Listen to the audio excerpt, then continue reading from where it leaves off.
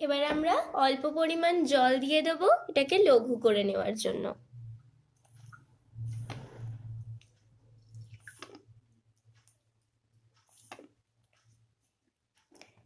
এবার প্রথমটার মধ্যে আমরা কিছুটা পটাশিয়াম কার্বনেট সলিউশন দিয়ে দিচ্ছি।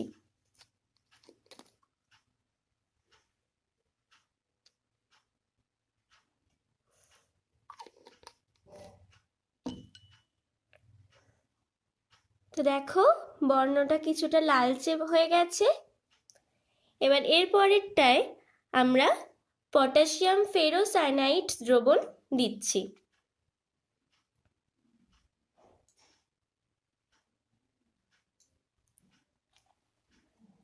এটার কালারটা দেখো প্রুশিয়ান ব্লু কালার হয়েছে। এর পরেরটায় আমরা অ্যামোনিয়াম থায়োসায়ানেট দিয়ে দিচ্ছি।